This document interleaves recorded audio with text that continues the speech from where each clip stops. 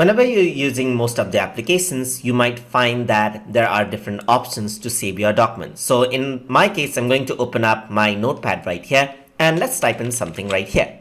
So if I want to save this file, I can press Ctrl S on my keyboard, which is a shortcut to save the file. So I can actually go over here onto my desktop. Let me just navigate around, and over here I can choose the type of the file I want to save it as. In my case, I want to save it as a text document itself. So I'm going to say something like tutor tube right over here, and I'm going to save it.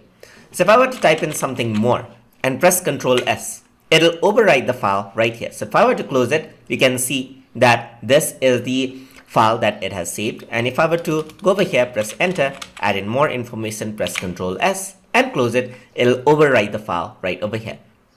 Alternatively, to save, you can also go to file and press on save. That's same as pressing Ctrl S over here. So if I were to type something over here, go to file, and if I were to press save, it'll do the same thing as you're pressing Ctrl S. But what if I want to save a copy of the file?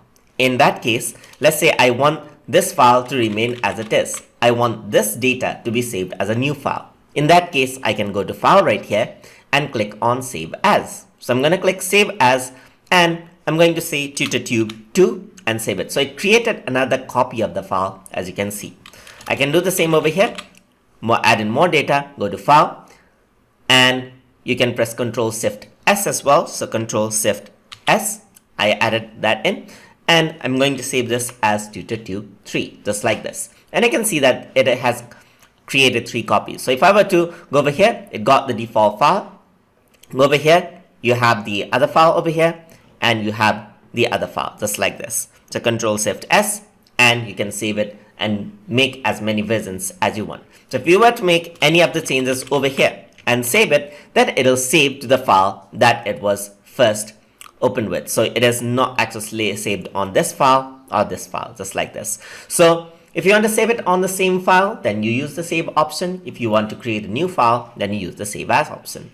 And you'll see this in most of the applications that you use. So let me use WordPad right over here, which is trimmed down version of Microsoft Word, which actually comes pre-installed with Windows.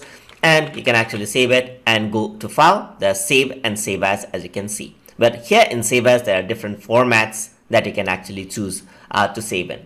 You can also do the same with Microsoft Word as well, and other applications. There's save and save as. So that is how you can work with save and save as inside of Microsoft Windows 10. Hope you guys learned something as always. And as always, please like, comment, share, and subscribe.